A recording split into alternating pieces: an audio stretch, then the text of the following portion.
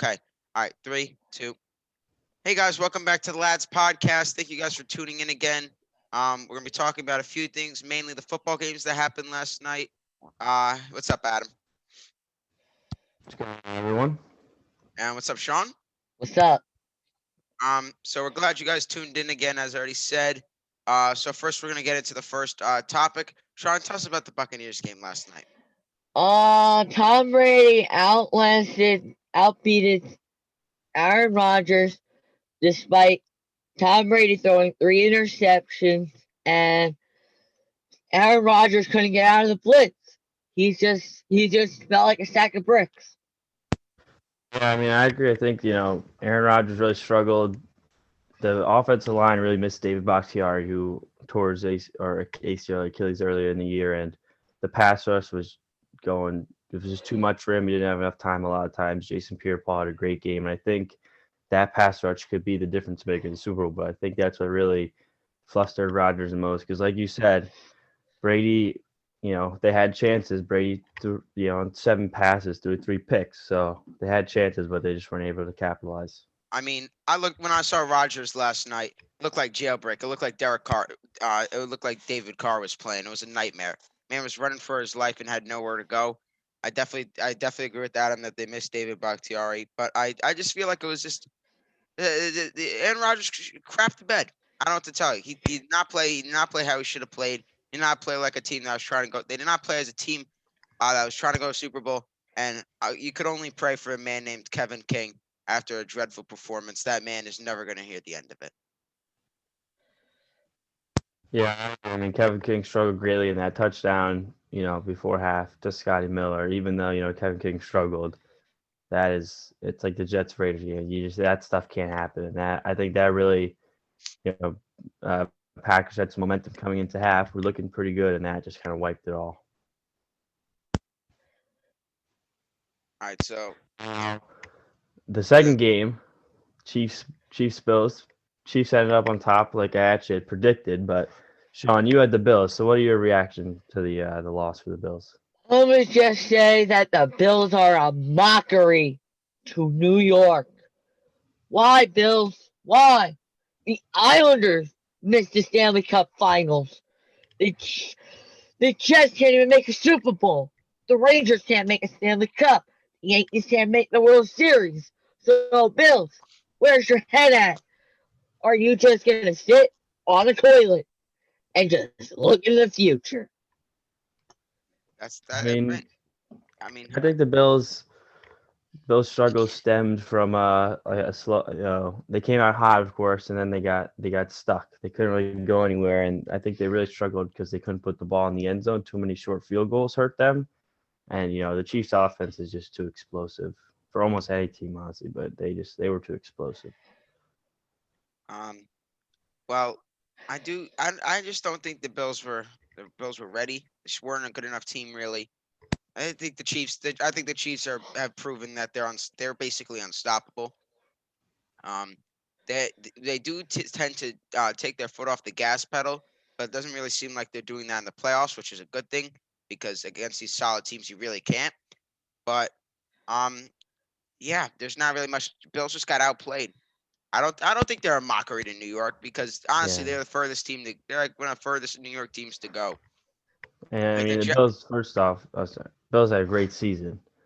Played destroyed expectations. Josh Allen playing like a top 3-5 quarterback, and I think honestly Josh Allen, understandably, this is the biggest game of his career. Just looked a little timid out there. I feel like he was, I would have liked to see him throw a little more deep because that's how his game is. Get him moving, get him throwing on the run a little bit. And I think he just came out a little flat. And Mahomes is a little more experienced, and I think that kind of slowed the Bills down. Yeah, great. Sean, what do you think? Josh Allen, I think, is a top 5 caliber quarterback with Diggs. If he haven't had Diggs, he would not have been a caliber quarterback. With Diggs, he defied expectations. He had the most touchdowns ratio to punts on the team. And also, I see Josh Allen getting the biggest contract in his career after the Buffalo Bills made the AFC title game. Mark my words. Yeah, I mean, he's their future. No denying that. They got a bright future in him. And Diggs and him look like a top 3 dynamic duo in the league. Yeah.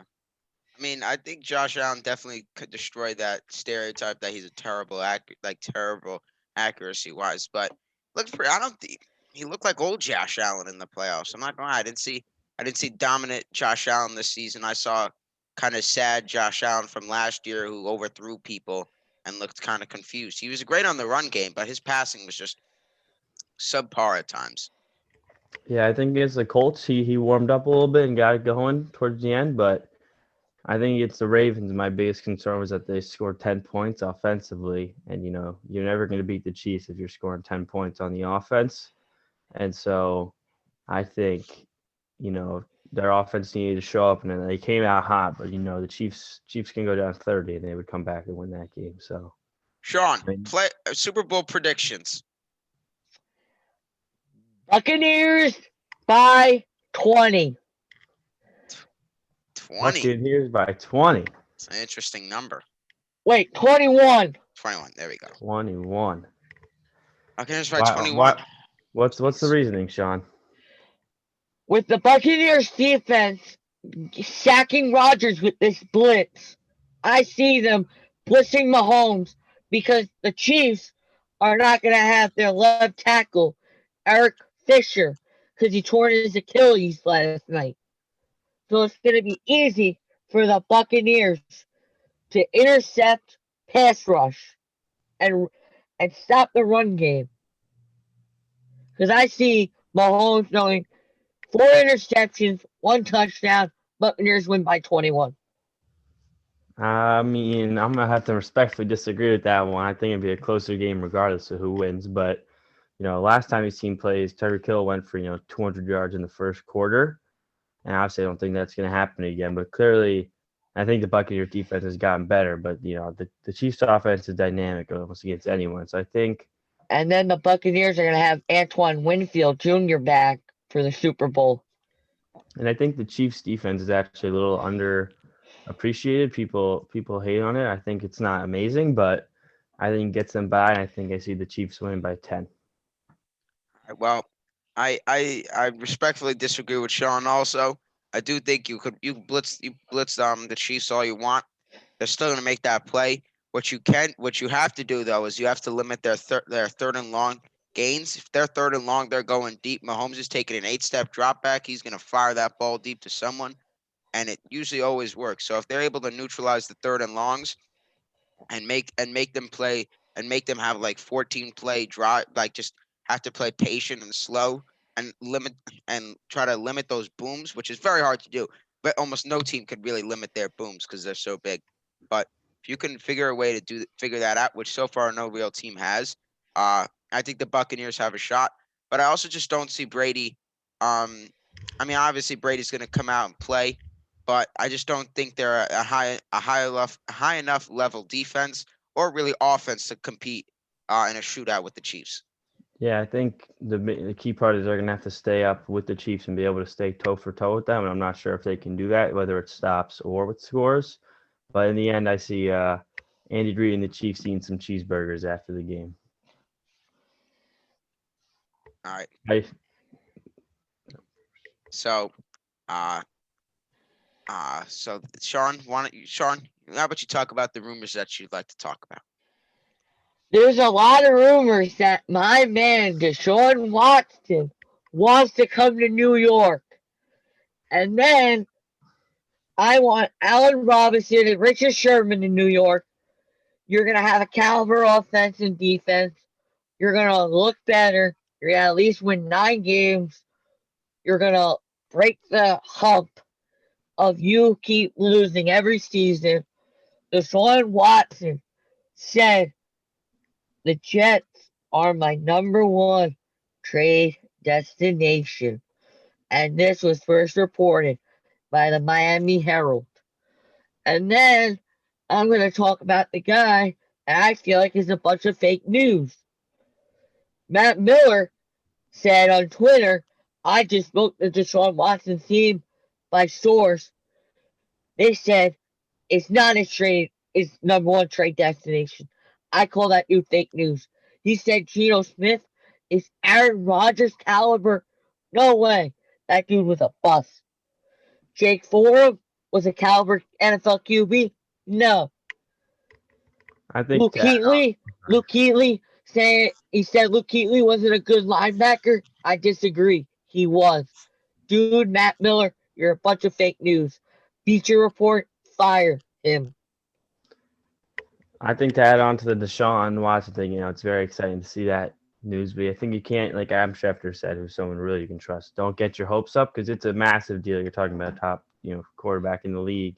And I was seeing some things about the guy who reported that had been a little controversial in the past. So I don't look into it too much, but I think Deshaun Watson coming to the Jets would it's a whole new look for the franchise, new coach, new quarterback, a bunch of new staff members. And then, if I'm Allen Robinson and Sam Darnold is my starting QB next year, maybe like Zach Wilson, that's not the most intriguing. But you bring in Deshaun Watson, he actually has someone really good. He knows who's good, who can throw to him.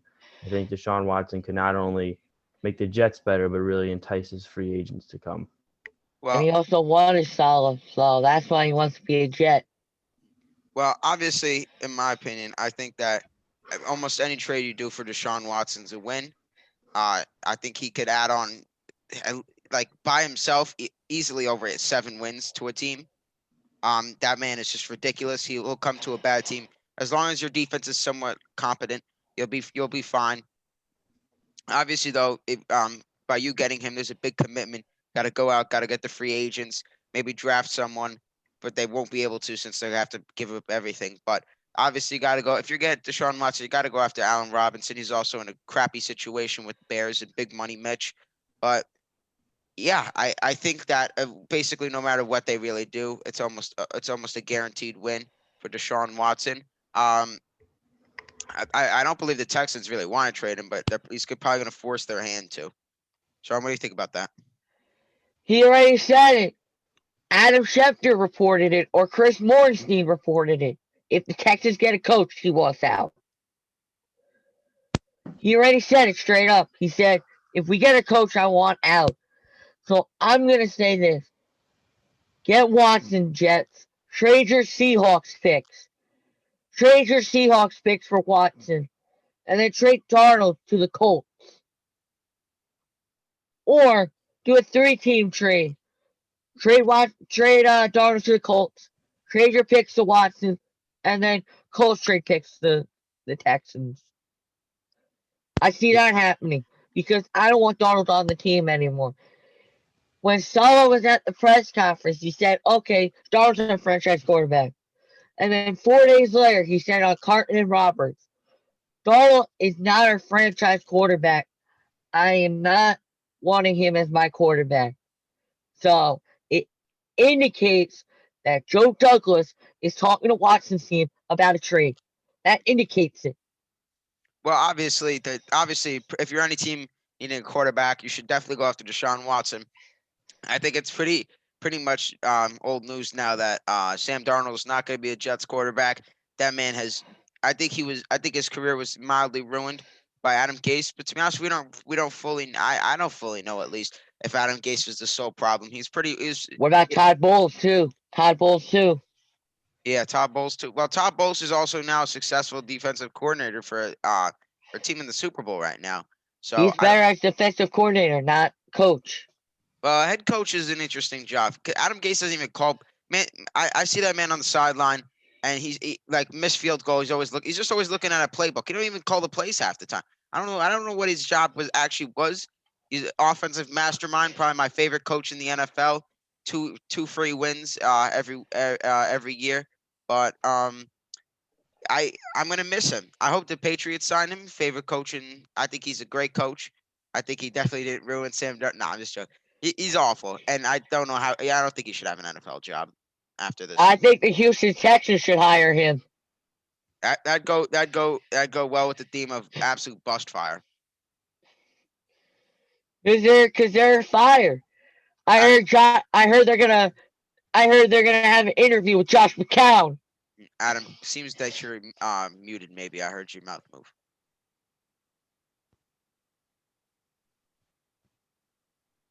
Yeah, Adam, you're still muted. Bud. Yeah, sorry. Let's move on to maybe some MLB rumors. I mean, there's been some minor, not major MLB moves. Adam Ottavino earlier was traded to the Red Sox. Rare And that it's you see. also the second time Mhm. that the Yankees traded someone to their inner divisional rival. Yeah, it's a rare thing. I think it's a minor move. It gives the Red Sox some good depth in the bullpen as he has been a good pitcher and frees up some cap space for the Yankees. And then we got Jameson Taillon, baby. Yeah, Jameson Taillon was traded to the Yankees for 4 prospects, and he's a guy who had 2 Tommy John surgeries, had some problems, but He had testicular cancer. yeah, taking a chance on him and giving him a shot in a big spotlight and stuff.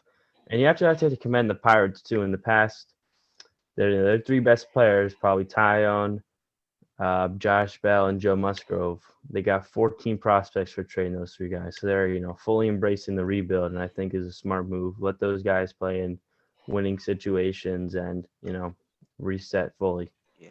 Well, I obviously I think I'm not really sure what the Red Sox are doing. They seem to be a pretty dysfunctional team. Last year was an absolute joke for them.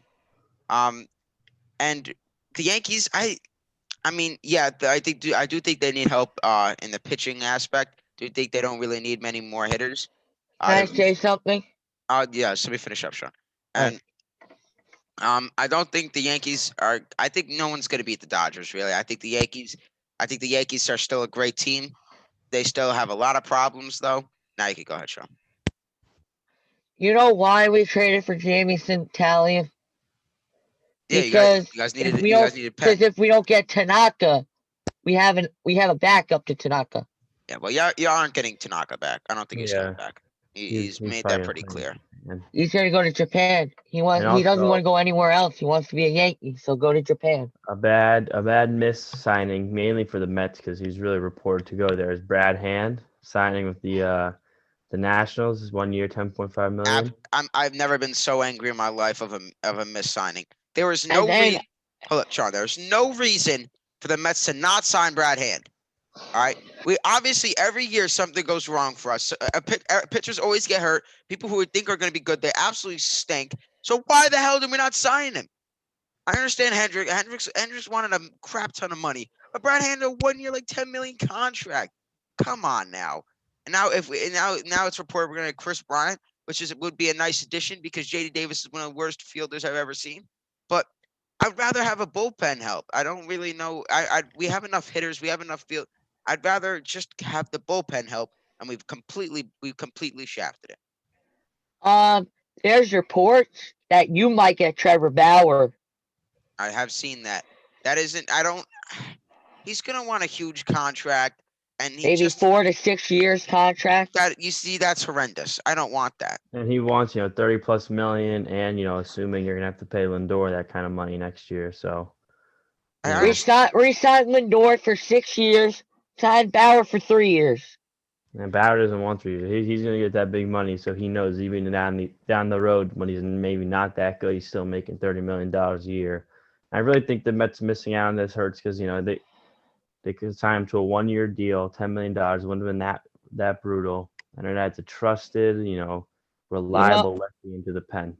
You know what I hate? I hate Ken Rosenthal reporting, and then, oh, the deal fell through. Oh, Michael Brantley go to the Blue Jays. No, went to the cheating asterisks. Mhm. Uh, Yeah, he's botched a few. He's botched a few. Um, but I just to deny, man, I'm so happy with the Lindor trade and everything, but that's just such a. It gets me so angry. I wanted Brad. It's like I wanted him so badly. I didn't care. I don't care about Springer. I don't care about Chris Bryant. Just want Brad Hand, another guy. Because every year I watch the Mets and I see their pitching just collapse. Everyone needs Tommy John. Everyone's have someone who thought someone who thought someone we thought they'd be good. They have like a 9 ERA. It's just a nightmare. you You got can an never have ex two good Yankee bullpen that pitchers. sucks. You got an ex Yankee that stinks. Oh, Dylan Patansis. oh yeah, he like barely pitched last year.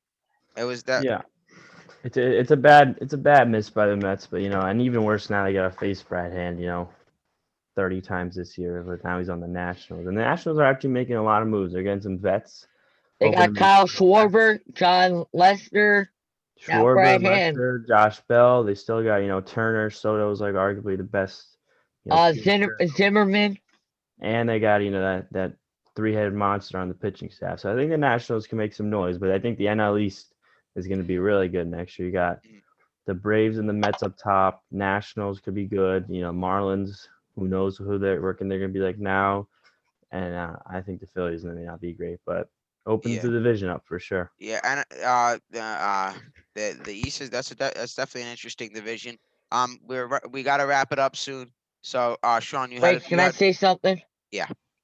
How many years do you think the Mets should re-sign Lindor for? as long as It's going to be. he's like 27 or 29. I don't remember. My guess is it's going to be similar to guys like Cole, Trout, Harper. He's going to get 8-9 years, 300 something. Or million. like a bookie deal. Yeah, they're wrapping him up for the rest of his career. I'd be shocked if they didn't do that. But He's so like 27. AJ saying, Sean, you said you want to talk about something at the end of our podcast today because Yes. tomorrow's a special day. I wanted to talk about how it's Kobe Bryant and Gianna Bryant's 1 year anniversary since they've been dead for. I miss Kobe Bryant at NBA games. I just miss him with the 80-point game, him with the three-peat with Shaq, him winning 5 NBA titles. It's just it's sad for Vanessa Bryant being a widow without Kobe here. Kobe died at 41 years old. Kobe had a illustrious career, 20 years in the NBA. He just had a good career. Anthony, what memory do you think of Kobe? I mean, obviously, great. Easy top 15 player of all time. I mean, obviously, at the time, I didn't really like him since he torched the Celtics, beat them in finals. But I do have a poster of him up over there from NBA 2K17. Obviously, respected him a whole lot. One of the biggest tragedies in basketball history. It's very sad. Anna, what memory do you have of Kobe? I just have it's almost not even from his playing days. Almost after he retired. First his retirement game where had 60 points, was crazy. But I think the post-retirement stuff, I think like the memory of him, like I remember Lucas said in a post-game interview, some guy was speaking Slovenian and he turns around and it's Kobe. Like, no one else does that besides Kobe. And of course today, the 25th, LeBron passed Kobe on the all-time scoring. So it's another bittersweet kind of moment because obviously no one expected what would follow. But I just, Kobe the player is great, and I think Kobe the personality is almost even better. So it's really a shame that someone so great and so young passed. And his daughter was supposed to play with UConn. Yeah, she was going to be a good basketball player raised by one of the greats. All right. So with that being said, we hope you guys enjoyed this episode number 2. And rest in peace, 24. Let us know if you guys want us to keep the camera. It took us a long time to figure this out. Let us know if you want us to keep the camera. If you just want us to do the audio, let us know. And we hope you guys enjoyed. Peace. See you guys. Peace.